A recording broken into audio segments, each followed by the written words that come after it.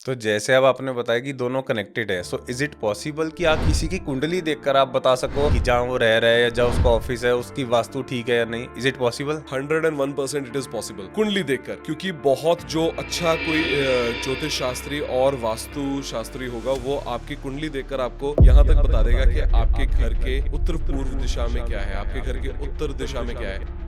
और क्या चीजें देखे कोई अगर नया घर ले रहा है या बना रहा है तो? अगर आप घर ले रहे हैं तो आप एक चीज का ध्यान जरूर रखें कि नॉर्थ और नॉर्थ ईस्ट का आपका कोन जो है वो रेज्ड नहीं होना चाहिए, उठा हुआ नहीं होना चाहिए। तो जैसे भी आप पॉलिटिकल पार्टी की बात कर रहे हो, तो अखंड भारत और जो वर्तमान भारत है, तो हमारे जो राजनेता हैं वो आजकल काफी ज्यादा प्रचार कर रहे हैं अखंड भारत का, तो क्या इसका भी कोई रिलेशन है वास्तु से या फिर एस्ट्रोलॉजी से? सबसे पहली मैं और सबसे सिंपल एग्जांपल जो है जिसे हर कोई मानेगा, हम राजा विक्रमादित्य की बात करते हैं। उन्होंने 33% दुनिया पे 33% दुनिया पर अपना राज स्थापित किया। फॉर एग्जाम्पल लव मैरिज है और उनकी कुंडली मैच नहीं कर रही है, अब जो कहते हैं गुण मैच नहीं कर रहे, क्या कोई उसके सॉल्यूशंस होते हैं? इसका जवाब मैं आपको दो हिस्सों में देना चाहूंगा। सवाल बहुत बढ़िया। गुण मिलान किसी भी शादी का सिर्फ 30 या 35% हिस्सा है।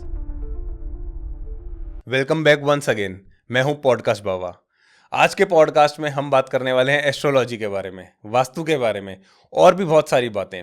और ये बातें करने के लिए आज हमारे साथ हैं वास्तु एक्सपर्ट, एस्ट्रोलॉजर शब्द श्रृंगारी। नमस्कार जी, जय श्री राधे। नमस्कार, जय श्री राधे। कैसे हो आप? बहुत बढ़िया। तो आज हमने बात करनी है वास्तु के बारे में, एस्ट्रोलॉजी के बारे में। तो सबसे पहले स्टार्ट इसी से ही करते हैं कि वास्तु और एस्ट्रोलॉजी, क्या इनका आपस में कोई लिंक है? बिल्कुल है सर। एक ही पेड़ की दो शाखाएं हैं। पेड़ का तना जो है वो है नवग्रह, और ये मैं पहले भी काफी बार बात कर चुका हूँ कि नवग्रह है जो है वही हमारी सारी सृष्टि को, ब्रह्मांड को नियंत्रण में रखते हैं। और एक जो उसको एक शाखा जो निकलती है वो है एस्ट्रोलॉजी, ज्योतिष शास्त्र, और एक तरफ है वास्तुशास्त्र। वास्तुशास्त्र में सभी हम चार, जो मोटे मोटे हम देखते हैं तो चार दिशाओं को हम देखते हैं, और उनमें नवग्रह का पूरा काम है। और ज्योतिष शास्त्र भी चलता है हमारे नवग्रह के सिर पे, कि जो नवग्रह जैसे उनकी ट्रांजिशन होगी, जैसे उनका चलन होगा, जो उनका चलित होगा, उसके अनुसार हमें हमारे आज का, हमारे कल का अनुमान लगाया जाता है। तो जैसे अब आपने बताया कि दोनों कनेक्टेड है, सो इज इट पॉसिबल कि आप किसी की कुंडली देखकर आप बता सको कि जहाँ वो रह रहा है या जहाँ उसका ऑफिस है उसकी वास्तु ठीक है या नहीं? Is it possible? 101% it is possible कुंडली देख के? कुंडली देखकर, क्योंकि बहुत जो अच्छा कोई ज्योतिष शास्त्री और वास्तु शास्त्री होगा वो आपकी कुंडली देखकर आपको यहाँ तक बता देगा कि आपके घर के उत्तर पूर्व दिशा में क्या है, आपके घर के उत्तर दिशा में क्या है। बहुत बार ऐसा होता है कि हमारे पास क्लाइंट्स आते हैं और वो हमारे पास अपना कुंडली दिखाते हैं, तो कुंडली से देखकर हम एक बार उनमें उनको बता देते हैं कि सर आपके घर के नॉर्थ के साइड पे कहीं कोई थाना तो नहीं, आपके घर के वेस्ट के डायरेक्शन में कहीं कोई शनि मंदिर या फिर कोई पीपल का पेड़ तो नहीं, आपके घर के इस दिशा में कोई सरकारी कन्या स्कूल होगा। और वही चीज़ देखकर क्लाइंट्स हैरान भी हो जाते हैं कि आपको कैसे पता, जैसे आप तो हमारे घर के पे एक चक्कर लगा के गए हो। और उसी तरह से घर के आसपास से हम घर के अंदर का भी बता सकते हैं कि आपके घर में इस दिशा में ये त्रुटि है और ये दिशा आपकी स्ट्रांग है, कि आपकी ये चीज़ आपको फायदा दे रही है, ये चीज़ आपको नुकसान दे रही है।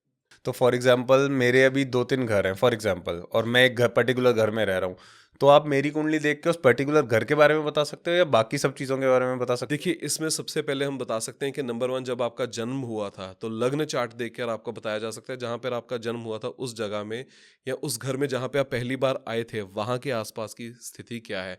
और ट्रांजिट चार्ट को देखकर, चलित को देखकर हम ये बता सकते हैं कि इस समय में जहाँ पर आप हैं वहाँ के आसपास क्या होगा। तो इतना डिटेल बताया जा सकता है? बिल्कुल बताया जा सकता है, प्रोवाइडेड आपकी स्टडी डिटेल्ड है। हम्म अच्छा, जैसे अभी आप घर की बात कर रहे हो, तो कोई अगर नया घर बना रहा है या कोई नया फ्लैट खरीद रहा है, तो उसको किन बातों का ध्यान रखना चाहिए, जो बेसिक आप कुछ बता सको वास्तु का? जी, सबसे पहली बात होती है सर कि हमारे 3-4 चीज़ें जो बहुत महत्व रखती हैं। नंबर 1 तो आपके नॉर्थ ईस्ट के साइड पे अगर हरा-भरा एनवायरनमेंट हो, पेड़-पौधे हों, बहुत अच्छा है। आपकी नॉर्थ ईस्ट की बिल्डिंग या नॉर्थ ईस्ट का फ्लैट या उसकी बिल्डिंग ऊँची नहीं होनी चाहिए आपसे। अच्छा। दूसरी बात, आपकी साउथ वेस्ट की एंट्रेंस नहीं होनी चाहिए। बहुत लोग ये अपने आप को बहुत बेस्ट कहने वाले कहते हैं कि साउथ वेस्ट की तो एंट्री हम ट्रीट ही नहीं कर सकते। और ऐसा भी बोला जाता है, सॉरी मैं आपको इंटरप्ट कर रहा हूँ, बहुत से लोग जो अपने आप को वास्तु एक्सपर्ट बोलते हैं वो ये भी बोलते हैं कि नॉर्थ ईस्ट में अगर वॉशरूम है वो भी ट्रीट नहीं हो सकता।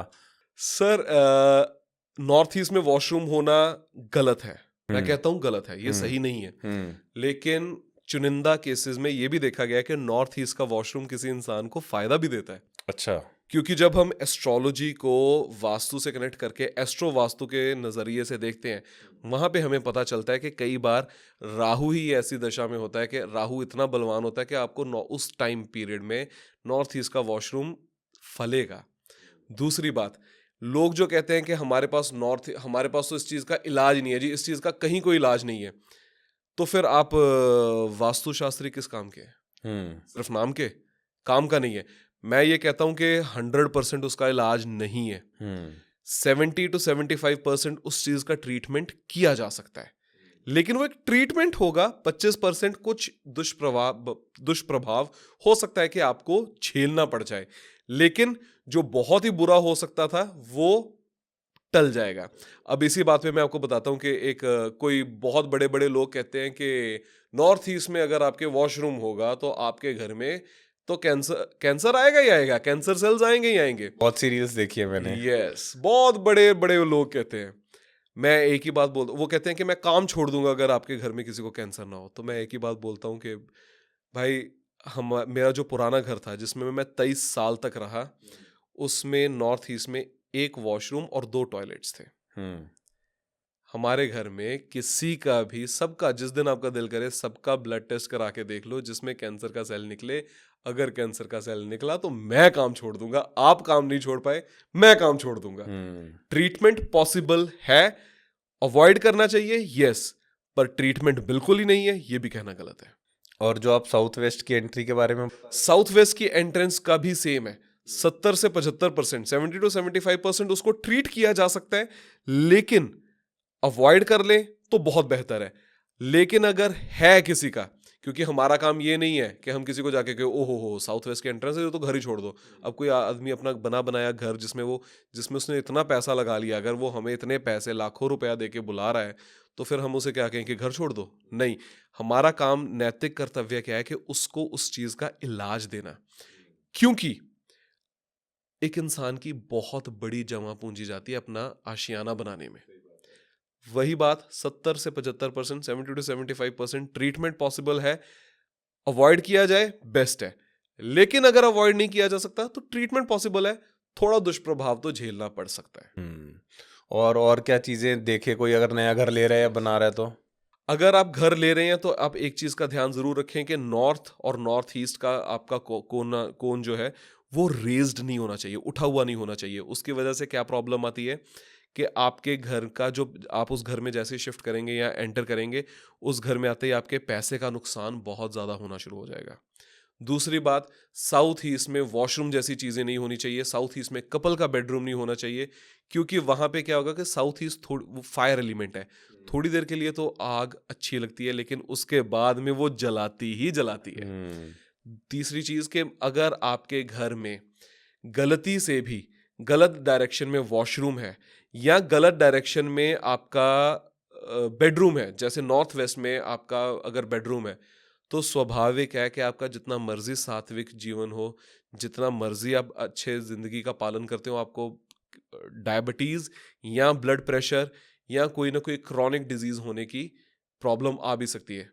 और इसके बारे में हम आगे बात भी करेंगे कि कई ऐसी सिविलाइजेशंस और कई ऐसे बड़े घराने भी रहे हैं जो नॉर्थ वेस्ट में सोते थे, जिनका प्रॉब्लम आई। तो छोटे छोटे सिद्धांत हैं जिनको इन चीज़ों को फॉलो कर लिया जाए, बाकी सब चीज़ें ट्रीटेबल है, ट्रीटेबल सब कुछ है। लेकिन अगर आप ये चीज़ें सिद्धांत फॉलो कर लें कि साउथ वेस्ट की एंट्री अवॉइड हो सकती है, कर लीजिए। नॉर्थ ईस्ट का वॉशरूम अवॉइड हो सकता है, कर लीजिए। नॉर्थ ईस्ट में पूजा रूम रखिए।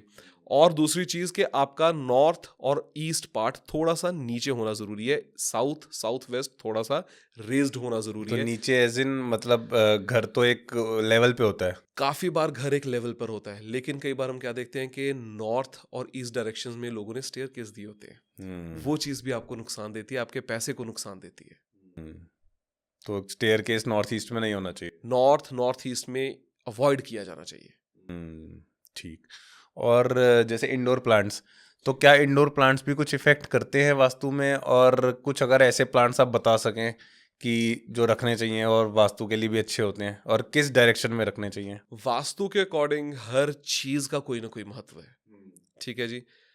आप इंडोर प्लांट्स वैसे तो अवॉइड किए जाएं तो बेटर है, लेकिन कई बार क्या होता है कि हमें कुछ डायरेक्शंस ऐसी होती हैं कि जहाँ पे हम वास्तु के रेमेडीज करवाने के लिए हम काम करते हैं।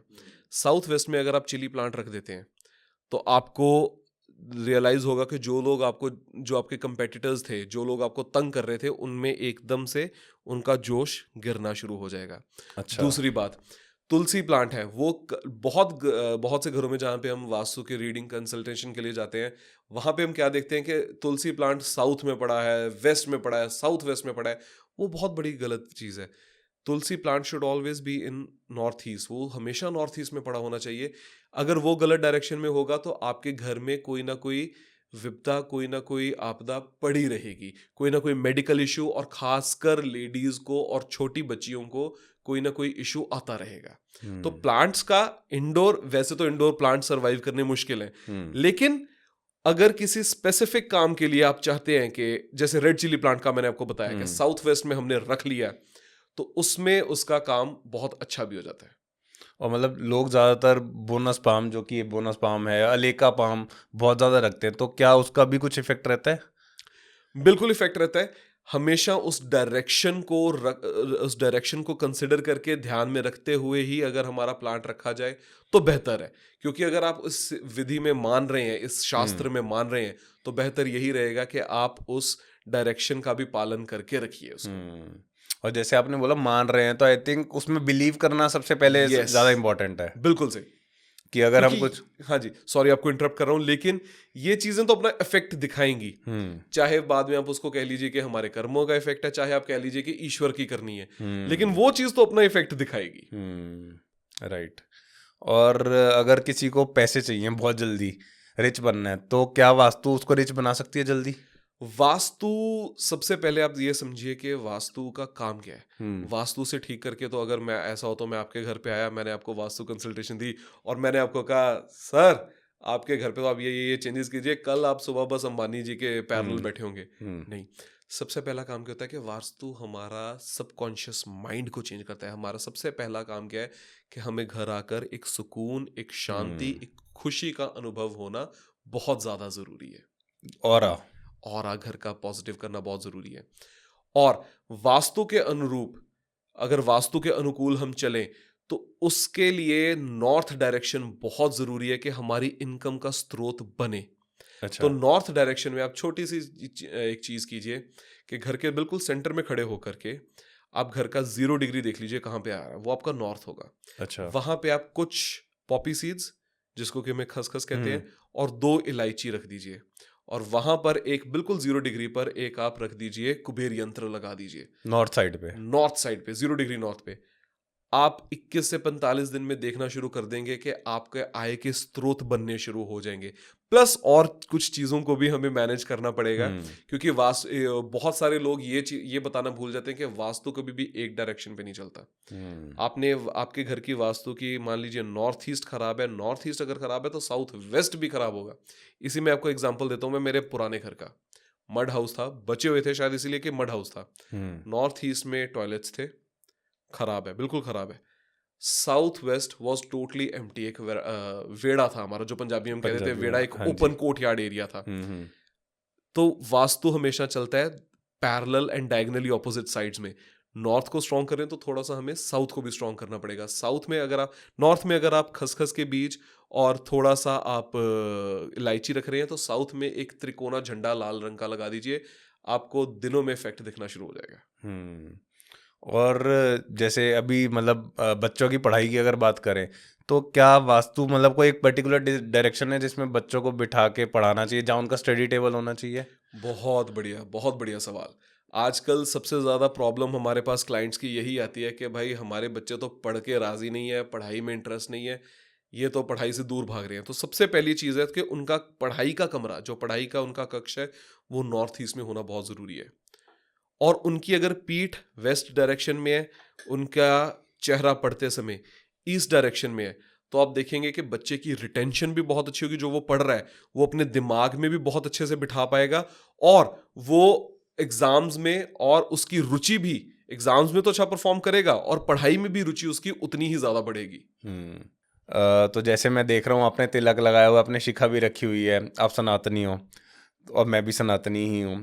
तो सनातन धर्म में वास्तु शास्त्र का कितना पुराना रिलेशन है सनातन धर्म से, और इसका पहला उदाहरण कहाँ पर मिला? वास्तुशास्त्र का इतना ही पुराना रिलेशन है कि जितना पुराना सनातन धर्म है उतना ही पुराना वास्तुशास्त्र है। और अगर आपको बड़ी हैरानी होगी कि आज तक इस बात, मुझे भी बड़ी हैरानी होती है कि आज तक इस बड़े बड़े विद्वानों ने इस बात को कभी छुआ नहीं है। पहला उदाहरण जो कि वास्तु के यूज का, वास्तु के इस्तेमाल का मिलता है, वो सबसे पहले मार्तंड सूरज पर किया गया था। कैसे कि सूरज की गर्मी बहुत ज्यादा थी और सूरज का आकार बहुत बड़ा था। सबसे पहले सूरज को काटकर छोटा, थोड़ा सा छोटा किया गया था और थोड़ा सा सुंदर किया गया था, ताकि वो हमारे पृथ्वी पर रहने वाले जो लोग हैं, मनुष्यों के लिए इस्तेमाल किया जा सके। और उसके बाद तो रामायण काल की अगर बात करें, रामायण काल में तो यहाँ तक लिखा हुआ है कि कितने कितने गज चौड़ी सड़कें थी, कितने गज चौड़ी पूरी अयोध्या थी, कितने गज लंबी पूरी अयोध्या थी। और यहाँ तक कि रामायण से आगे बढ़े हम, महाभारत में यहाँ तक इसका रेफरेंस है कि जब गुरु द्रोणाचार्य ने अखाड़ा बनाया था मल्ल युद्ध के लिए, कि जब अपने बच्चों को, अपने शिष्यों को मल्ल युद्ध की प्रैक्टिस करवानी थी, उनका वहाँ पे अध्ययन करवाना था, तो उन्होंने भी सबसे पहली चीज़ का यही ध्यान रखा था कि साउथ और साउथ वेस्ट थोड़ा सा रेज्ड रखा होना चाहिए और नॉर्थ एंड नॉर्थ ईस्ट थोड़ा सा नीचे रखा होना चाहिए। और इसका सीधा रेफरेंस मिलता है विश्वकर्मा प्रकाश में, जो कि वास्तु शास्त्र में एक बहुत बड़ा ग्रंथ है और बहुत जाना माना ग्रंथ है। तो ये जो सब आप बता रहे हो सब ग्रंथ में लिखा हुआ है? सब ग्रंथ में लिखा हुआ है, मैं कुछ छपने से नहीं बोल रहा, जो ग्रंथों में लिखा गया है। और यहाँ तक कि वास्तुशास्त्र का तो यहाँ तक रेलिवेंस है और इतना पुराना नाता है हमारे सनातन धर्म से कि हमारे ऋग्वेद, साम वेद, यजुर्वेद में हर जगह पे श्लोक लिखे गए हैं जो कि वास्तु विधि तक को बताते हैं। बस उस टाइम पे आई थिंक वो वर्ड यूज नहीं होता होगा वास्तुकला, शिल्प कला, हस्तकला, इनको अलग अलग चीज इस्तेमाल किया जाता था। आज हम थोड़ा उसको कंबाइन करके वास्तुकला में इस्तेमाल कर लेते हैं, लेकिन उसको इस्तेमाल तब से किया जा रहा है। तो जैसे अब आप पुराना इतना बता रहे हो, सनातन धर्म से इतना पुराना नाता है, तो क्या जो पुराने मंदिर थे उनको भी इसी तरीके से बनाया जाता था कि वास्तु के हिसाब से? बिल्कुल सही। हमारे जो जितने पुराने मंदिर हैं, जितने आप बड़े शक्तिपीठ मान लीजिए, जितने आप बड़े ज्योतिर्लिंग मान लीजिए, कोई भी जो मंदिर बनाए गए हैं, एक यहाँ पे मैं आपको एग्जांपल दूंगा कोणार्क टेम्पल का। कोणार्क टेम्पल की जो सूरज की पहली किरण आती है, तो वो उस मंदिर के आइडल जो वहां पे पड़ा है, जो मूर्ति पड़ी है, वो वहां पे माथे पे टच करती है। हमारा हाल ही में राम मंदिर का इनॉग्रेशन हुआ, तो जब सूर्य का उदय होता है तो वो प्रभु श्री राम के चरणों को, माथे ललाट पे छूता है। इसी तरीके से हर मंदिर में हर डायरेक्शन के अकॉर्डिंग वहां पे मूर्ति की स्थापना होती थी कि कहाँ कहाँ पे मूर्ति कौन सी रखी जाए, जहां पे वो उस दिशा के स्वामी है वहां पर ही उनकी मूर्ति रखी जाए। यहां तक पालन होता था। तो क्या पॉलिटिकल पार्टीज भी मतलब वास्तु का ध्यान देती हैं? क्योंकि जैसे अभी मैं आपकी एक रील भी देख रहा था, काफ़ी वायरल हो रही है, और अभी इलेक्शन पीछे ही अभी इलेक्शन गए हैं, दिल्ली इलेक्शन, तो आपकी रील बिल्कुल जो आपने बोला वो एक्यूरेट हुआ। तो क्या पॉलिटिकल पार्टीज भी ध्यान रखती हैं वास्तु का? देखिए, ज़्यादा पॉलिटिकल पार्टीज़ के बारे में तो नहीं मैं जानता, लेकिन एक पॉलिटिकल पार्टी जिसके तरफ मेरा बहुत ज़्यादा झुकाव है और जिनको मैं स्टडी भी बहुत ज़्यादा करता हूँ, उनके बारे में मैं आपको एक लाइव एग्जांपल और बड़ी एक ट्रुथफुल एग्जांपल जो फैक्चुअल है वो उसके बारे में बता सकता हूँ। आज़ादी से लेकर 1971-72 तक पूरे देश में हमने देखा कि हर जगह कांग्रेस की सरकार थी। वो बहुत पावरफुल थे, बहुत अच्छे काम भी किए, कुछ कंट्रोवर्शियल काम भी किए, उसमें हम नहीं जाएंगे। एक संगठन है राष्ट्रीय स्वयंसेवक संघ, जिन्होंने भारत के एकदम ब्रह्म स्थान, जो बिल्कुल सेंटर ऑफ इंडिया है, नागपुर में, अच्छा, महाराष्ट्र मध्य प्रदेश के बॉर्डर पर जो नागपुर आता है, वहां पर उन्होंने अपना हेडक्वार्टर्स रखा। हम अगर बात करें साइंटिफिक टर्म्स में तो सेंट्रीफ्यूगेशनल फोर्सेस कह लीजिए। अगर हम बात करें वास्तुशास्त्र में तो ब्रह्म स्थान को स्ट्रॉन्ग करना कह दीजिए। आज हम सब जानते हैं कि राष्ट्रीय स्वयंसेवक संघ से जो पार्टी निकली है वो कहाँ कहाँ पर है, और जो पार्टी उस टाइम पे बहुत मजबूत थी वो कहाँ कहाँ है। तो ये जो आप बता रहे हो कि नागपुर में उन्होंने स्थापित करा, ये कब करा? मतलब पहले नहीं था वहां ये पर तो ये? बहुत पुराना था ये। तो फिर उस टाइम पे क्यों काम नहीं कर रहा था? सर हर एक चीज को काम करने के लिए एक समय लगता है। वास्तुशास्त्र को भी जब उसके आप कोई वास्तु रेमेडी करवाते हैं, कोई वास्तु रेक्टिफिकेशन करवाते हैं, तो वो हम सीधी बात बोलते हैं कि एक दिन में रिजल्ट नहीं आएगा। हम जादूगर नहीं है, हम भगवान नहीं है कि हमने छड़ी घुमाई और साथ में आपका काम हो गया। हर एक चीज को काम करने के लिए थोड़ा थोड़ा समय लगता है। 3 से 6 महीने तो आम है जहां पे रिजल्ट्स देखने के लिए आपको समय लग ही जाता है। उसी तरह से यहाँ पे तो पूरे देश की बात थी, तो धीरे धीरे धीरे धीरे धीरे धीरे फैलना शुरू हुआ और ऐसे फैले कि आज कोई अंत नहीं है। तो जैसे भी आप पॉलिटिकल पार्टी की बात कर रहे हो, तो अखंड भारत और जो वर्तमान भारत है, तो हमारे जो राजनेता हैं वो आजकल काफी ज्यादा प्रचार कर रहे हैं अखंड भारत का। तो क्या इसका भी कोई रिलेशन है वास्तु से या फिर एस्ट्रोलॉजी से? बिल्कुल है। जो अखंड भारत की आप बात करेंगे, अखंड भारत में जो सबसे पहली मैं और सबसे सिंपल एग्जांपल जो जिसे हर कोई मानेगा, हम राजा विक्रमादित्य की बात करते हैं। उन्होंने 33% दुनिया पर अपना राज स्थापित किया, लेकिन उनकी कैपिटल कहाँ पे थी? उज्जैन में, which is middle of, practically कहा जाए तो मिडल ऑफ द वर्ल्ड है, लेकिन अगर उनके भी साम्राज्य का हम मिडल निकाले, जो ब्रह्म स्थान निकाले, वहां पे था। बहुत लोग कहते हैं कि भारत की वर्तमान वास्तु स्थिति इतनी अच्छी नहीं है, अधूरा ज्ञान है। लेकिन तब में क्या था कि हिंदू कुश पर्वत से लेकर हिंद महासागर तक और नेपाल तक, भूटान तक कुछ ऐसे हिस्से थे कि जहां पे आगे प्लेन्स थे। हमने अच्छे से अच्छा एरिया भी कैप्चर कर रखा था, और उस एरिया में सबसे बड़ी खासियत क्या थी कि वो वास्तु सिद्धांतों के हिसाब से ही चलता था। और हमने सबसे सबसे बड़ी बात, पहली सबसे जो अच्छी बात थी वो क्या की थी कि जो हमारा ब्रह्म स्थान था वहां पर हमारा कैपिटल था। अगर अखंड भारत को हम फिर से दोबारा से कहते हैं, आज हमारे देश की राजधानी है दिल्ली, जो कि हमारे देश का या पूरे धरती का भी मिड एग्जैक्टली ब्रह्म स्थान या मिडल नहीं है। दिल्ली? दिल्ली नहीं है। अगर धीरे धीरे धीरे हम दोबारा अखंड भारत की तरफ जाते हैं तो वो दिल्ली टुवर्ड्स द मिडल आ जाएगी, अगर अखंड भारत बनता है। अगर अखंड भारत की तरफ हम दोबारा जाते हैं। और जो कि मुझे लगता है आने वाले 15 से 20 सालों में हम उसमें एक मेजर शिफ्ट देखेंगे। तो अभी जैसे हम भारत की बात कर रहे हैं, भारत के वास्तु की बात कर रहे हैं, तो मैंने वास्तु में एक चीज़ और सुनी है कि दक्षिण में पानी नहीं होना चाहिए, और ऐसा भी बोलते हैं कि उत्तर पूर्व में कुछ ऊंची चीज़ या कुछ भारी चीज़ नहीं होनी चाहिए। बट अगर हम भारत की बात कर रहे हैं तो दक्षिण में हिंद महासागर है, इंडियन ओशन, और उत्तर पूर्व में हिमालयाज है। तो फिर इसका वास्तु, मतलब जैसे आप बता रहे हो कि भारत का वास्तु, तो इसके बारे में आप थोड़ा सा बताओ। जी, 1947 में हमारे देश का बंटवारा हुआ, और उसके बाद हमारे देश का कुछ तोड़ फाड़ हुई। उसके बाद कुछ जंगें हुई, कुछ युद्ध ऐसे हुए कि जिसमें हमें भारत के कुछ हिस्से छोड़ने पड़े, और एकदम से नॉर्थ ईस्ट की तरफ हमारी पर्वत श्रृंखलाएं आ गई, और दक्षिण में हिंद महासागर आ गया। लेकिन ईश्वर की देन कुछ ऐसी है कि अगर आप देखें, मैंने आप पहले भी कहा कि साउथ और साउथ वेस्टर्न पार्ट थोड़ा सा ऊपर होना चाहिए।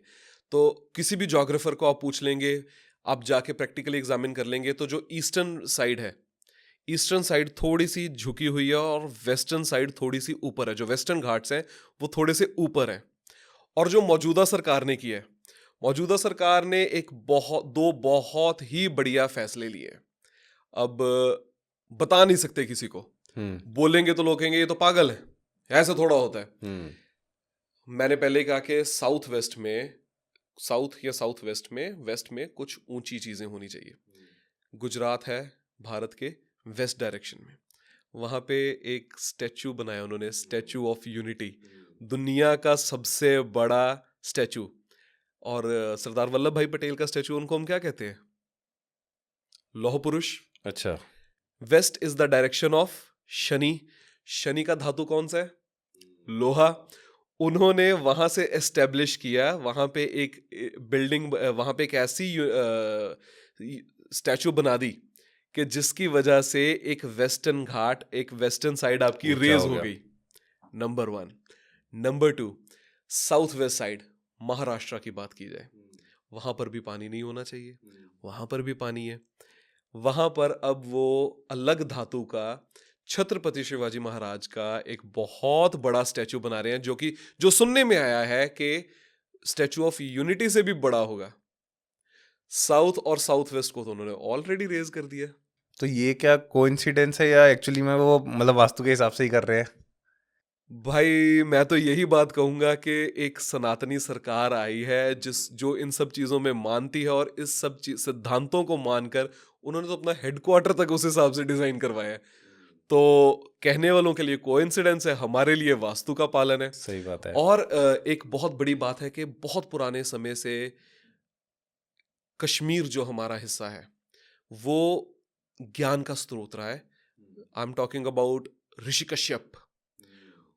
चाहे वहाँ पर्वत श्रृंखलाएं थी, सब कुछ था, लेकिन नॉर्थ ईस्ट में पानी का सोर्स होना बहुत ज़रूरी है। तो वहाँ पे क्लियर स्ट्रीम्स ऑफ वाटर जो हैं वो एक नॉलेज के फ्लो को बहुत ज़्यादा प्रमोट करती हैं, कि जिसको आज हम मैं किसी कम्युनिटी का नाम नहीं लूँगा, ऑफेंड नहीं करना चाहूँगा, पॉलिटिकल इनकरेक्ट मैं खुद भी नहीं होना चाहूँगा, लेकिन बहुत एक रिस्पेक्टेड कम्युनिटी है जिनको कि कुछ 1990 के दशक में मुश्किलों का भी सामना करना पड़ा, लेकिन जो नॉलेज उस कम्युनिटी के पास है, ऋषि कश्यप के जो वंशज हैं, वहाँ से हम देखते हैं कि वो नॉर्थ ईस्ट का जो फ्लो ऑफ रिवर्स है वो फ्लो ऑफ नॉलेज को भी कैसे एम्पावर करता है। तो वेस्टर्न घाट्स का रेज्ड होना और नॉर्थ ईस्ट में एक बहुत अच्छा वाटर बॉडी का फ्लो इस चीज को दर्शाता है और इस चीज को सपोर्ट करता है कि हमारा ईश्वर की कोई ना कोई हमारे ऊपर देन थी। अच्छा, मैं ना एक बारी वापस से आऊँगा जो घर वाले वास्तु में कि जैसे हस्बैंड वाइफ की कई बार ऐसा देखा गया कि बिना मतलब कि बहुत अच्छा रिलेशन है बट बिना मतलब घर में कलेश हो रहे हैं, तो क्या वास्तु से उस चीज़ों को ठीक किया जा सकता है? बिल्कुल ठीक किया जा सकता है सर। सबसे पहली बात तो ये है कि हस्बैंड वाइफ का, जैसे मैंने पहले कहा कि साउथ ईस्ट में कमरा बिल्कुल नहीं होना चाहिए। साउथ ईस्ट का कमरा अगर बाय चांस वहाँ पे कमरा है तो वो एक ऐसे यंगस्टर को देना चाहिए कि जिसे हम चाहते हैं कि ये अपनी ज़िंदगी में कुछ अचीव करे, कुछ हासिल करे, आगे बढ़े, क्योंकि वो फायर कौन है, वो अग्नि कौन है, वहाँ पे जाके अग्नि बढ़ेगी। अगर कपल का कमरा 90% केसेस में क्या देखा गया है कि कपल का कमरा नॉर्थ वेस्ट या साउथ ईस्ट में होता है, डायगोनली ऑपोजिट डायरेक्शंस है, दोनों ही कपल के लिए ठीक नहीं है। साउथ वेस्ट का कमरा कपल को दे दिया जाए, वहां पे उनकी आधी से ज्यादा प्रॉब्लम सॉल्व हो जाएंगी। दूसरी चीज, वास्तु के अनुसार साउथ वेस्ट में आप ग्रे कलर का इस्तेमाल कभी मत कीजिए। वहां पे कलर्स ऐसे यूज कीजिए जो कि उस मिट्टी के कलर्स का इस्तेमाल कीजिए, थोड़ा सा गोल्डन कलर्स का इस्तेमाल कीजिए, ताकि वहां पे कपल्स की इश्यूज कम हो जाए। बहुत ही ज्यादा प्रॉब्लम है, सॉल्व होने को नहीं आ रही, दोनों एक दूसरे की शक्ल नहीं देखना चाहते। साउथ वेस्ट में दोनों की एक प्यारी सी जो एक हंसते हुए एक तरफ देखते एक दूसरे की तरफ हंसते हुए देखते की फोटोग्राफ, जो कि आमतौर पे देखा गया कि शादियों में खींचते हैं, वो फोटो लगा दीजिए। 21 से 45 दिन आपको चेंज दिखना शुरू हो जाएगा। तो जैसे आपने फोटोज के बारे में बताया, तो मैंने बहुत सी सुनी है कि लोग घर में भागते हुए घोड़ों की फोटो लगाते हैं, तो क्या ये सब भी मतलब हैं, करती हैं इफेक्ट चीजें कि भागते हुए घोड़े की फोटो? 100% करती है। अच्छा। अब इसी में हम भागते हुए घोड़ों को ही हम 2 भागों में डिस्कस करेंगे। ईस्ट डायरेक्शन में अगर आप फोटो लगा देते हैं कि पीछे से सूर्य उदय हो रहा है और सफेद घोड़े भाग रहे हैं, लेकिन घर के अंदर की तरफ, घर के एग्जिट की तरफ नहीं, ईस्ट डायरेक्शन में घर के अंदर की तरफ, आप देखेंगे कि आपका पैसे का और अपॉर्चुनिटीज का फ्लो इतना बढ़ जाएगा कि आप खुद ईश्वर के शुक्रगुजार हो जाएंगे। बहुत सारे लोग, आपने एक बहुत अच्छा पॉइंट टच कर दिया कि बहुत सारे लोगों में देखा गया है कि वो लोग आजकल लोग कर्जई बहुत हो गए हैं। कर्जे में बहुत दिक्कत है, बैंक की तरफ से बहुत दिक्कत है, फाइनेंसिस की तरफ से बहुत दिक्कत है। बिल्कुल। 7 घोड़े सफेद भागते हुए अगर हम देख ले नॉर्थ वेस्ट डायरेक्शन में, और फिर वही बात घर के अंदर की तरफ अगर भाग रहे हैं नॉर्थ वेस्ट डायरेक्शन में, तो आप उन्हीं को देखेंगे कि मजा आ जाएगा आपको कि आपके फाइनेंसेस और कर्जे की प्रॉब्लम ऐसे करके सॉल्व होनी शुरू हो जाएगी। तो ये तो बहुत सारी हमने बातें करी वास्तु की, अभी थोड़ी सी एस्ट्रोलॉजी की बात भी करते हैं। श्योर। लोग ना शनि से बहुत डरते हैं और ऐसा भी मैंने सुना है कि हर एक की लाइफ में एक बार साढ़े सती जरूर चल आती है। मतलब मेरी लाइफ में भी अभी साढ़े सती चल रही है, तो लोग बहुत डरते हैं शनि से। तो अगर आप थोड़े से कुछ उपाय बता सकें, या कि शनि से डरना चाहिए कि नहीं डरना चाहिए, और अगर कुछ उपाय साढ़े सती के बारे में। देखिए, सबसे बड़ी भ्रांति जो थोड़े से एजुकेटेड एस्ट्रोलॉजर्स के द्वारा फैलाई जाती है कि शनि से बच के रहो, शनि से डर के रहो। शनि से बच के क्यों रहो? क्योंकि शनि आपको कर्मों का फल देगा। शनि खतरनाक है क्योंकि वो सब देख रहा है। आज आपने जो किया वो कल आपको रिटर्न इंटरेस्ट के साथ जरूर देंगे। शनि से ज्यादा बढ़िया प्लेनेट ही कोई नहीं है स्टेबिलिटी, इनकम और ओवरवेलमिंग ग्रोथ के लिए। जितना शनि पावरफुल है उतना कोई भी नहीं है। शनि की महादशा, अगर आप मान लीजिए शनि की महादशा है, शनि की साढ़े सती है, शनि की ढैया है, छोटे छोटे उपाय। ओम नमः शिवाय का जितना जाप आप कर सकते हैं, ज्यादा नहीं कर सकते, 108 जाप ओम नमः शिवाय के आप सुबह और शाम में जरूर कीजिए। शनिवार के दिन शाम को जब सूर्य ढल रहा है, शनि गायत्री का पाठ सुनना शुरू कर दीजिए, और अगर आपको कंठस्थ हो जाए तो करना शुरू कर दीजिए, 108 बार वो कर लीजिए। तो पढ़ के नहीं कर सकते उसको? अगर पढ़ के कर सकते हैं वो भी ठीक है। अच्छा। पीपल के पेड़ के नीचे और शनि महाराज के मंदिर में आप सरसों के तेल का दिया जगाना शुरू कर दीजिए। शनि तो आपको उच्च का ही उच्च के रिजल्ट्स देना शुरू करेगा। शनि बहुत ही बढ़िया प्लेनेट है, शनि से बढ़िया प्लेनेट ही कोई नहीं। और स्टेबिलिटी और ग्रोथ जो शनि दे सकता है वो शायद ही कोई और प्लेनेट दे सकता है। हर एक प्लेनेट कोई ना कोई ग्रोथ, किसी ना किसी एस्पेक्ट में ग्रोथ देता है, लेकिन शनि से डरने के बजाय शनि को मित्र बनाने की जरूरत है। आज हम 90% लोगों को देखते हैं कि शनि की साढ़े सती में उनका काम बहुत खराब हो जाता है। क्यों? क्योंकि आजकल लोगों में एटीट्यूड बहुत ज्यादा आ गया, अपने आप को दूसरे से बहुत बड़ा समझना शुरू हो गए। जब आप अपने से छोटे वर्ग के लोगों को, जो आपसे वर्ग में थोड़े से छोटे हैं या आयु में थोड़े से छोटे हैं, आप उनकी इज्जत करना शुरू कीजिए। आप देखिए शनि की साढ़े सती आपको कैसे रिजल्ट देगी। आप जो लेबर क्लास है उनको इज्जत से बुलाना शुरू कीजिए, उनको फ्राइड खिलाना शुरू कीजिए, खासकर सैटरडे को। क्या खिलाना शुरू कीजिए? फ्राइड सामान, समोसे, अच्छा। पकौड़े। आप देखिए शनि आपको कैसे रिजल्ट्स देंगे बढ़िया से। अच्छा। बिल्कुल। तो जैसे आपने बताया कि पीपल के पेड़ वाली बात, तो मैंने ऐसा सुना है कि एक पेड़ होता है, पौधा या पेड़ कह सकते हैं, शमी। जी तो वो भी शनि देवता के लिए होता है। तो क्या उसको घर में रखा जा सकता है? बिल्कुल, घर में रखा जा सकता है। और शम्मी को घर में रखा जाए ऐसी डायरेक्शन में कि जब आप घर से बाहर जा रहे हैं तो आपके राइट हैंड साइड पे हो। मतलब स्टेयर्स में भी रख सकते हैं? स्टेयर्स में ना रखा जाए तो बेहतर है। अच्छा। आप जब घर के बाहर निकल रहे हैं उस समय आप शम्मी को देखें और आपके घर के और आपके राइट हैंड साइड पे हो, तो शम्मी का पौधा आपको बहुत अच्छे रिजल्ट्स देता है। शम्मी का पौधा तो घर में बहुत वृद्धि देता है, वंश वृद्धि देता है, धन की वृद्धि बहुत अच्छी देता है। और कौन सी डायरेक्शन में रखना चाहिए? क्या कोई डायरेक्शन भी है पर्टिकुलर? अगर पर्टिकुलर डायरेक्शन की बात की जाए तो वेस्ट डायरेक्शन में इसको रखना बहुत अच्छा है, क्योंकि शनि की डायरेक्शन ही वेस्ट है। ओके। नहीं तो आप अगर रखना चाहें तो इस डायरेक्शन, ऐसी डायरेक्शन में रख लीजिए कि आप घर से बाहर जा रहे हैं, आपके राइट हैंड साइड पे हो। तो मतलब अगर जैसे किसी का छोटा घर है तो बालकनी में भी रख सकते हैं? रख सकते हैं, लेकिन अगर वेस्ट डायरेक्शन में हो तो ज्यादा हाँ, अच्छा नहीं, अगर बालकनी वेस्ट में है है। बहुत अच्छा है फिर तो। रख सकते हैं। बिल्कुल। अच्छा। और जेमस्टोन्स, तो क्या जेमस्टोन्स लाइफ चेंज कर सकते हैं? Is it possible? कि मैंने देखा है बहुत से लोग अंगूठियां पहनते हैं, अलग अलग ब्रेसलेट भी पहनते हैं, बड़े बड़े सेलिब्रिटीज ने भी पहना हुआ है, आपने भी पहना हुआ है। तो क्या ये सब लाइफ चेंज कर सकते हैं?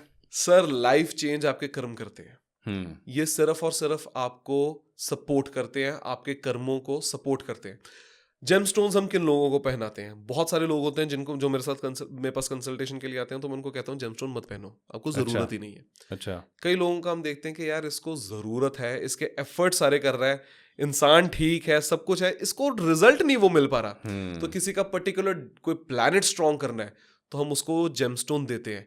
जैसे आमतौर पर ही छोटे बच्चों को जिनकी कुंडली में फेवरेबल है, तो हम बात करें उनको पन्ना पहना दिया जाए, तो बच्चे का देखा जाता है कि पढ़ाई की तरफ बहुत अच्छा मन लगता है। बच्चा, हमें आज देख रहे हैं कि टिक कर बैठ नहीं रहा, शांत नहीं हो रहा, उधम मचा रहा है। उसको अगर उसकी कुंडली लॉ करती है तो उसको आप गले में या अंगूठी में पन्ना पहना दें, आप बच्चे में इतना पॉजिटिव चेंज देखेंगे, वो अपनी सारी ऊर्जा अपने आप को बिल्ड करने में लगाएगा। इसी तरीके से अगर आपकी कुंडली सपोर्ट करती है, सन का जो स्टोन है, सूर्य का रत्न है माणिक, आप रूबी धारण कर लीजिए, आपको गवर्नमेंट जॉब, गवर्नमेंट से बेनिफिट्स और पैसे में इतनी वृद्धि मिलेगी कि कोई सोचने की बात नहीं है। और फिर इस स्टोन के बारे में तो हम जानते ही हैं, बड़े बड़े लोगों ने पहन रखा है। नीलम एक ऐसा नीलम। स्टोन है कि आपको ज्यादातर आप देखेंगे उन लोगों ने पहन रखा होगा जिन्होंने अपना इनिशियल लाइफ में इतनी स्ट्रगल देख रखी है। क्योंकि शनि की वही बात, शनि आपको देगा, बहुत देगा, देगा अपने समय पे। लेकिन जब आप देखते हैं कि यार इसको जरूरत है अभी हर एक चीज की, कि अब इसको शनि का साथ देना जरूरी है। जैसे हमारे कंट्री के बहुत बड़े अभिनेता हैं, बिग बी, उन्होंने अपने लाइफ में एक बहुत अच्छा काम किया, बहुत मेहनत भी की, लेकिन एक ऐसा समय आया कि वो बिल्कुल जीरो पर आ गए। वहां पर आके उन्होंने नीलम पहना, कुछ दिन बाद केबीसी का ऑफर आ गया, और उसके बाद अगर हम देखें तो आज तक केबीसी चल रहा है। आज तो फिर बिग बी कहाँ पे है। तो क्या ऐसे कुछ स्टोन्स मतलब किसी को नेगेटिव भी कुछ इम्पैक्ट कर देते हैं? क्योंकि मैंने ऐसा सुना है कि नीलम हर किसी को सूट नहीं करता है। बिल्कुल, नीलम एक ऐसा स्टोन है, एक एग्जांपल हम नीलम की ले लेते हैं कि अगर आपको स्टोन सूट नहीं कर रहा है, ये तो मेरे सामने की देखी हुई एग्जांपल है।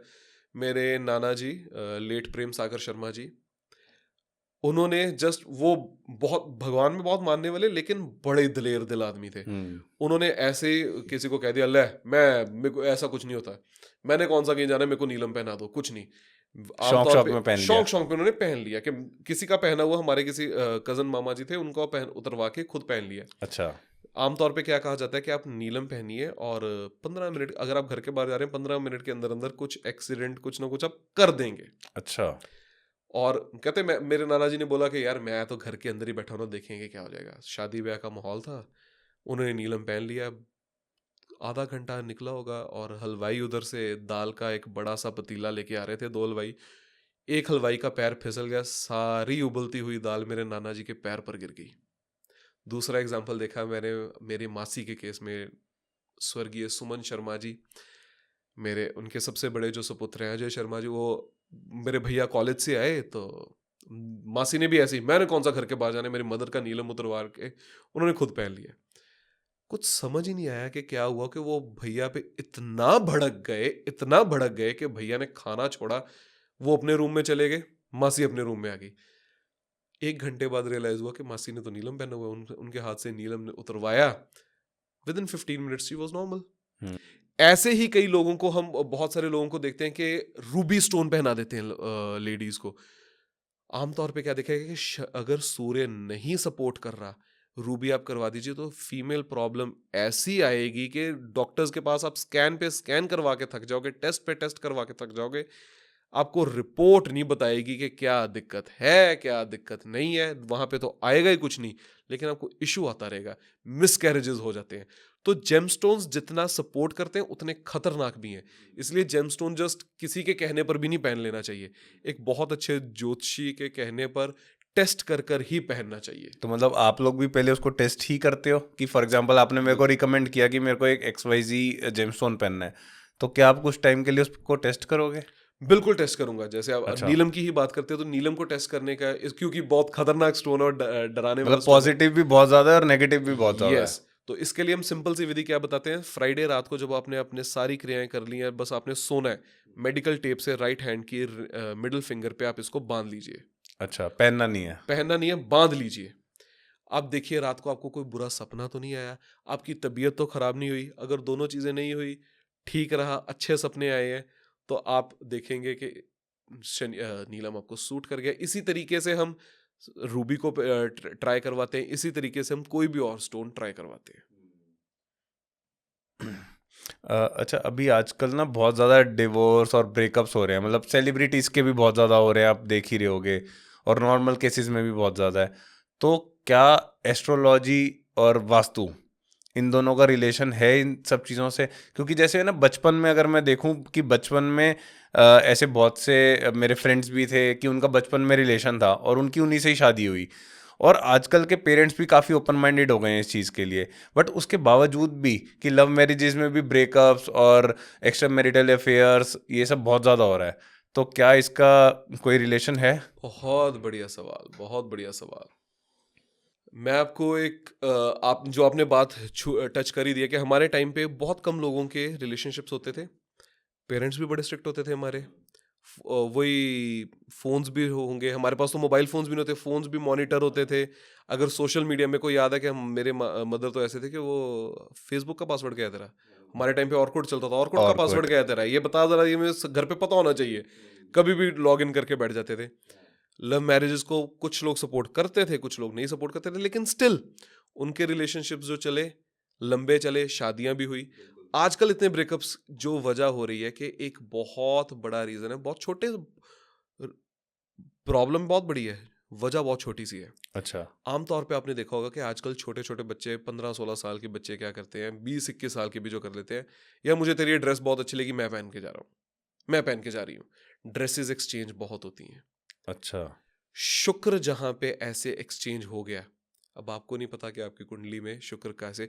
मैं तो जेन्युइनली नॉर्मली ही अपने क्लाइंट्स को कहता हूं कि भाई कभी भी अपना पहना हुआ कपड़ा नमक वाले पानी में धोए बिना किसी को दो भी मत। अगर आपने डोनेट भी करना है तो नमक वाले पानी में बिना धोए और उसको नीम के पत्तों के बीच में सुखाए बिना किसी को दो ही मत। ये एक छोटा सा फैक्टर है कि अगर ये बच्चे ये कर ड्रेसेस एक्सचेंज करना बंद कर दें, हालांकि आपस में दो बहनों में भी, दो भाइयों में भी कपड़े एक्सचेंज करना बंद कर दें, तो ये 70-80% इनकी प्रॉब्लम ठीक हो जाएगी। यही पूछने वाला था कि जैसे अब दो भाई हैं, सेम एज के हैं, तो शर्ट मतलब कॉमन सा है बहुत, तो उसमें भी इश्यूज होते हैं हो जाते हैं। कि मतलब दोनों का ऑरा अलग है इसलिए। ऑरा अलग है, प्लैनेट्स की प्लेसमेंट अलग है इसलिए। और दूसरी बात, डिवोर्सेस की बात की जाए, डिवोर्सेस का सबसे बड़ा रीजन दीपक भाई आज की डेट में सबसे बड़ा ये है कि पेशेंस नहीं है। क्या नहीं है? पेशेंस, मेरे में ये पेशेंस नहीं है कि ये इसने ये बात बोली कैसे, इसको तो मैं बताऊंगा। सामने वाले में पेशेंस नहीं है कि यार इसने ये बात बोल दी, इसको तो जवाब मैं दे दूं। ठीक। और दूसरी बात, इंटरफेरेंस। इंटरफेरेंस पेरेंट्स की हो, इंटरफेरेंस दोस्तों की हो, वो फिर थर्ड पार्टी इन्वॉल्वमेंट आ ही जाती है। ये एस्ट्रोलॉजी से हटकर हम कुछ बात कर रहे हैं, लेकिन एस्ट्रोलॉजिकली अगर बात की जाए तो ये देखा गया है कि कुंडलियां अगर नहीं मैच कर रही, राशि मित्र नहीं है, तो वहां पे ये डाइवोर्सेस जैसी प्रॉब्लम आ ही जाती है। तो अभी जैसे आप कह रहे हो कि कुंडली मैच नहीं कर रही, तो लव मैरिजेज में बहुत से लोग नहीं मैच करते, तो उस केस में फॉर एग्जांपल लव मैरिज है और उनकी कुंडली मैच नहीं कर रही, या जो कहते हैं गुण मैच नहीं कर रहे, तो क्या कोई उसके सॉल्यूशंस होते हैं? इसका जवाब मैं आपको दो हिस्सों में देना चाहूंगा। सवाल बहुत बढ़िया है। हम्म। गुण मिलान किसी भी शादी का सिर्फ 30 या 35% हिस्सा है। अच्छा। उसके आगे भी बहुत सारा हिस्सा आ जाता है कि कोई इंसान इमोशनल है, कोई इंसान प्रैक्टिकल है, इनकी कंपैटिबिलिटी आपस में कैसी रहेगी, इनकी फिजिकल कंपैटिबिलिटी, इनकी सोशल कंपैटिबिलिटी, इनकी मेंटल कंपैटिबिलिटी कैसी रहेगी। दूसरी बात, मान लीजिए कि गुण मिलान नहीं हो रहा। हम्म। बहुत सारी कुंडलियां जहाँ पे गुण मिलान बहुत अच्छे हुए और बाद में जीवन बहुत बुरा निकला। और बहुत सारी कुंडलियां जहाँ पे गुण मिलान हुआ ही नहीं, कुछ गुण ही नहीं मैच कर रहे, बहुत अच्छा जीवन बीत रहा है। वहां पर हम क्या करते हैं कि कई बार क्लाइंट्स हमारे पास आते हैं कि सर बच्चे तो मान नहीं रहे, बच्चे तो यहाँ पे शादी करने पे हैं।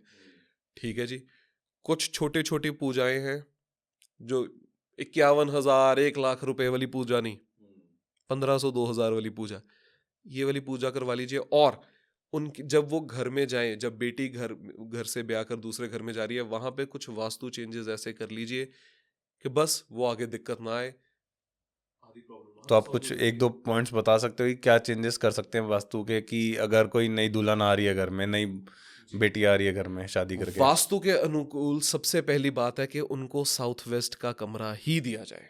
अच्छा, जो आपने वो स्टार्टिंग में पॉइंट स्टार्टिंग में बताया था। बताया। नंबर 2, आजकल इसको एस्ट्रोलॉजिकली लिंक करके बताऊंगा मैं कि आजकल एक बहुत बड़ा चलन हो गया है कि शादी से पहले ही सीरियस है कपल एक दूसरे के लिए, बेटी जब दिल कर रहा है आ रही है, गर्लफ्रेंड जब दिल कर रहा है आ रही है, जब दिल कर रहा है जा रही है। वहां पे प्रॉब्लम होगा ही होगा। हमारे टाइम पे जो पुराने टाइम था, वहां पे सिर्फ और सिर्फ फेरों का टाइम नहीं कैलकुलेट किया जाता था, नहीं देखा जाता था, ये भी देखा जाता था कि किस समय दुल्हन का पैर घर पे पड़ना चाहिए।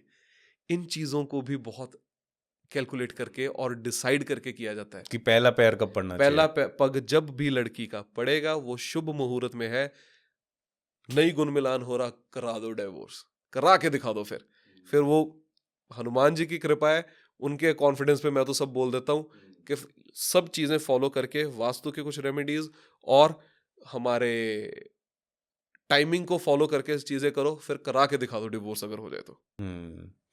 अच्छा, तो जैसे ज्योतिष शास्त्र है, तो इसमें क्या मतलब पहले ही पता लग सकता है कि कोई दोस्ती में या किसी रिलेशनशिप में या फिर किसी बिजनेस में आपको धोखा मिलने वाला है? इज इट पॉसिबल ज्योतिष शास्त्र से? बिल्कुल पॉसिबल है।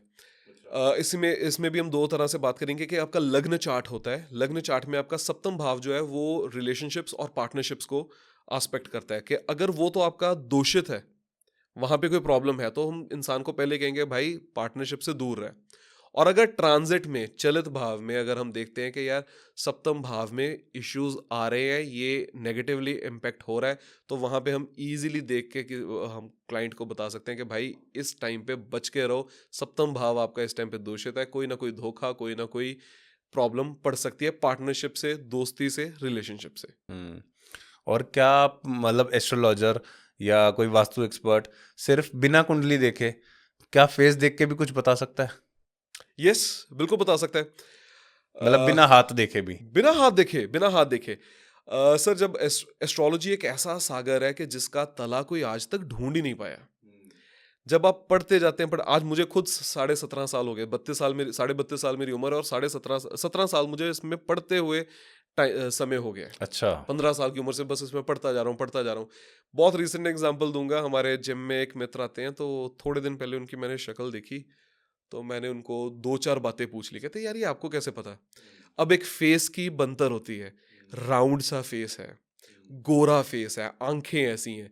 अब उन उसके अनुरूप हमें पता चल गया, अच्छी लंबी चौड़ी फिजिक है, वहां से पता चल गया मंगल अच्छा है, अच्छा राउंड फेस है, गोरा प्यारा फेस है, क्यूट सा फेस है, चंद्र अच्छा है। मैं उनसे पूछा, मैं क्या आपके मदर के बहुत क्लोज होंगे आप? ये आपको कैसे पता?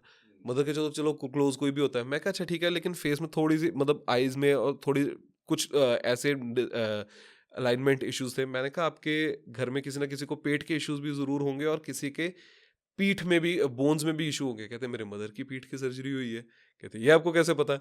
अब इसी तरीके से जब आप प्लैनेट्स को इतने अच्छे से स्टडी कर लेते हैं, आप उसको ग्रास्प कर लेते हैं, आप किसी इंसान को फिजिकल बनतर को देख के आप डिसाइड कर, जज कर लेते हैं इसका कौन सा ग्रह अच्छा होगा और वो उसको क्या रिजल्ट्स दे रहा होगा, कौन सा ग्रह बुरा होगा और वो उसको कैसे रिजल्ट्स दे रहा होगा।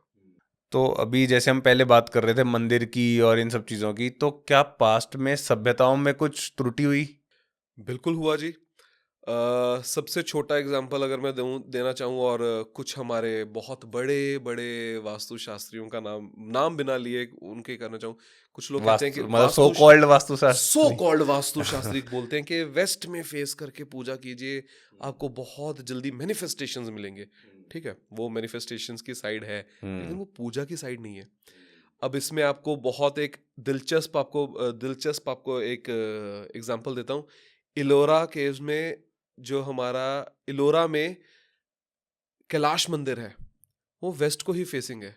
हम्म। वो अपने आप में एक बहुत बड़ी वास्तु की त्रुटि है, और जिसके कारण की प्रॉब्लम्स बहुत बड़ी बड़ी आई। इसी तरीके से अगर हम सभ्यताओं की बात करें, हिंदुस्तान में फतेहपुर सिकरी नाम की एक जगह है जिसको अकबर ने बनवाया था, और उसमें उसने क्या किया था कि साउथ वेस्ट में जलाशय बना दिया था, वाटर रिजर्वायर बना दिया था। और उसके बाद क्या हुआ था कि एक टाइम पे ऐसा एक समय आया था, जो कि हिस्टोरिकली रिकॉर्डेड है, कि अकबर का खजाना खाली हो गया था। वाटर की प्रॉब्लम ऐसी आ गई थी कि फैमिन्स हो गए थे, और अकबर भी भौरा गया था कि अब मैं अपना साम्राज्य चलाऊं तो चलाऊं कैसे। इसी तरीके से मौर्यन एम्पायर, जो कि चंद्रगुप्त मौर्य ने बनाया था, और उनके आगे उनके पड़पोते Ashoka the great, Ashoka empire ने भी, राजा अशोक ने भी बहुत आगे तक अपने एम्पायर को बढ़ाया। लेकिन उनकी इतनी बड़ी बड़ी प्रॉब्लम्स रही कि अपनी उन्होंने कैपिटल को इतनी गलत डायरेक्शन में रखा कि वो आगे उनका चल ही नहीं पाया। उनके बाद वो खत्म ही हो गया। इसी तरीके से बाबर, हुमायूं, अकबर ने इतने अच्छे, एक उनके हिसाब से बहुत अच्छे एक, अकबर ने बहुत ऊंचे लेवल तक मुगल सल्तनत, मुगल एम्पायर को पहुंचा दिया था। लेकिन शाहजहां ने जब लाल किला बनवाया, लाल किले में कुछ ऐसी त्रुटियां डाल दी कि उसके बाद ज्यादा देर तक वो उनकी सल्तनत चल ही नहीं पाई।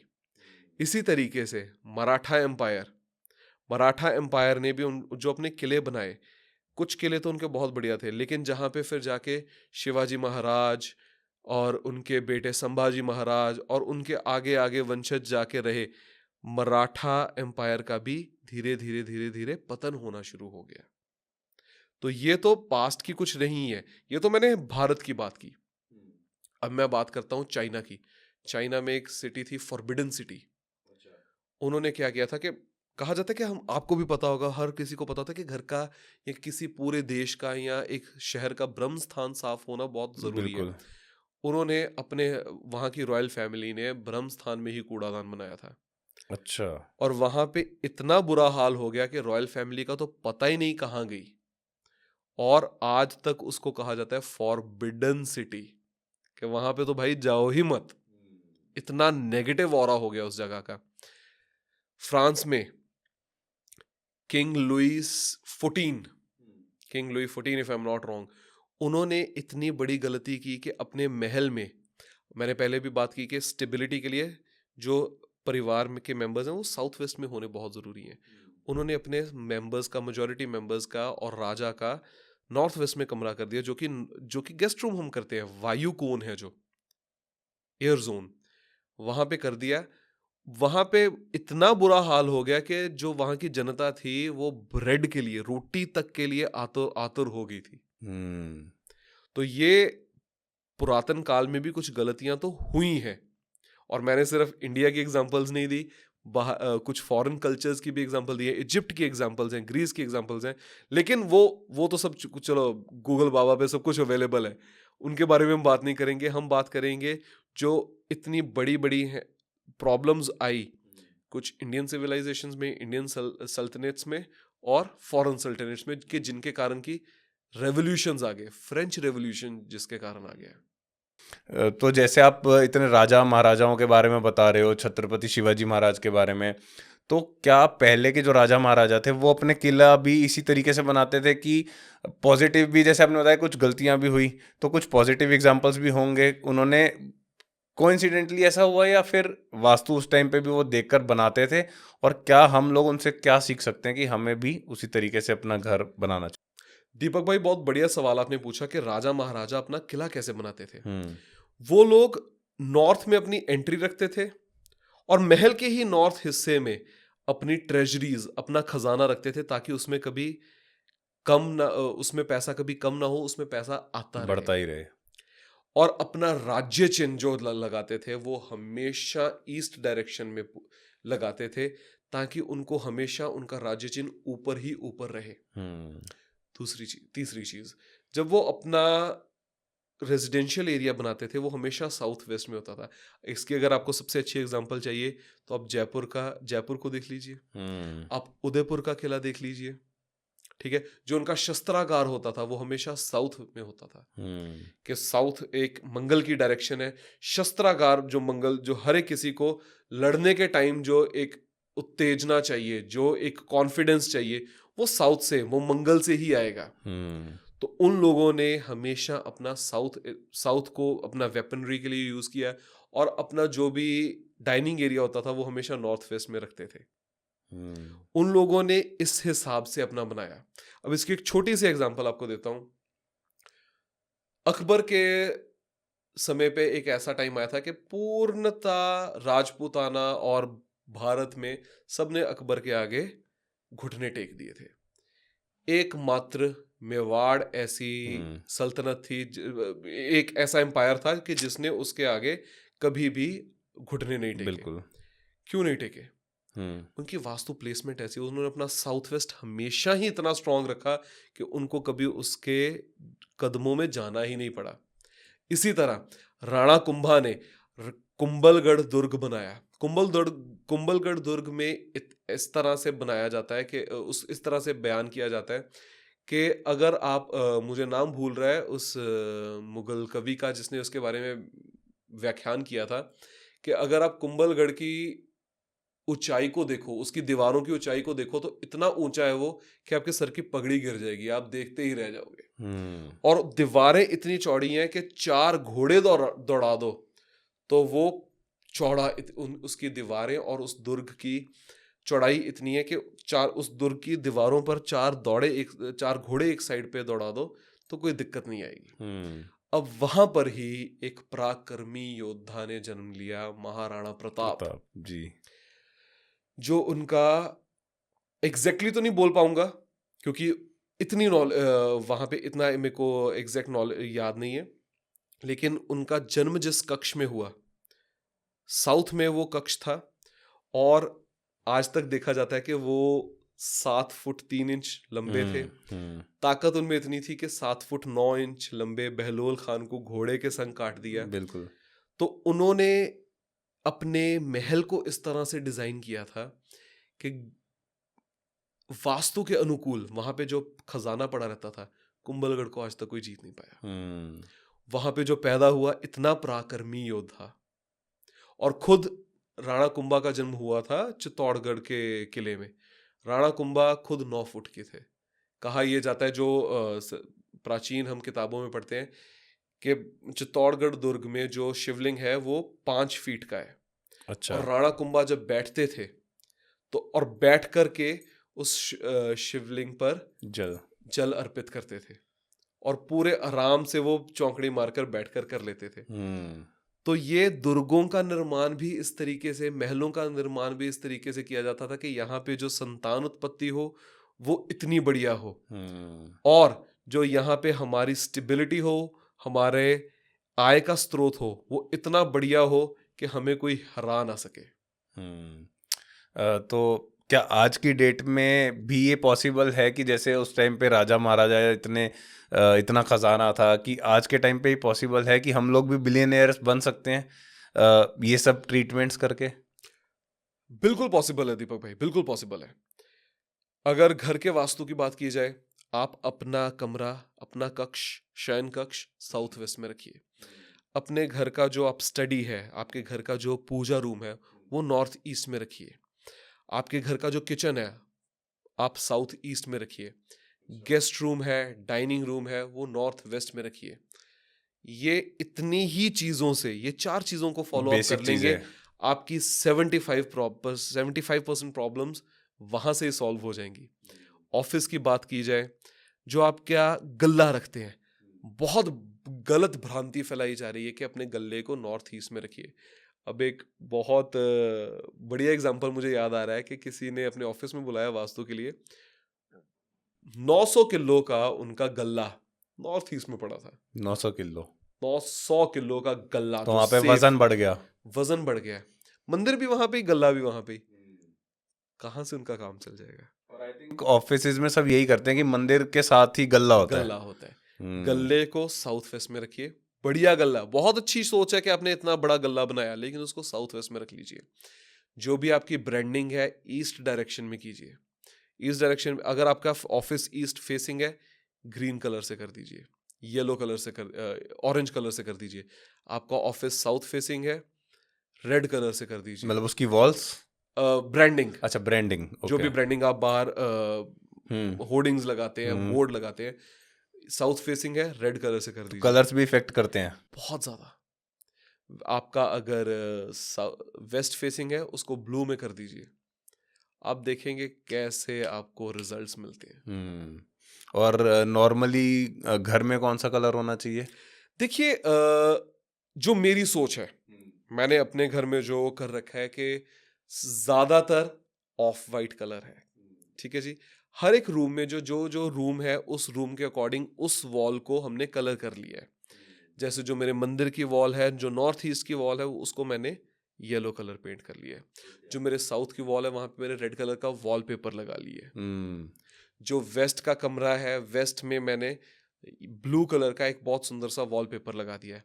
तो वहां से रिजल्ट्स बहुत अच्छे आ जाते हैं। आप इसको एक ब्यूटिफिकेशन बाय वास्तु भी कर सकते हैं कि आपकी 3 दीवारें सफेद रंग की हैं और एक दीवार जो उस कमरे में जो सबसे स्ट्रांग होनी चाहिए उस डायरेक्शन के अकॉर्डिंग आप उस रंग की कर दीजिए। सिंपल, बढ़िया। थैंक यू सो मच, बहुत कुछ आज सीखने को मिला आपसे। और बहुत सारी नई नई बातें भी जानी जो ऑलरेडी मतलब यूट्यूब पे ना बहुत सारी चीज़ें चल रही हैं वास्तु के लिए और एस्ट्रोलॉजी को लेके, बट जो पॉइंट्स आपने छेड़े कि पास्ट के बारे में, पास्ट से कैसे रिलेट करा, वो आई थिंक यूट्यूब पे अभी तक नहीं है। So thank you so much इस पॉडकास्ट में आने के लिए, अपना टाइम देने के लिए। बहुत शुक्रिया कि आपने बुलाया, बहुत और शुक्रिया, आई बहुत अच्छा होप लगा।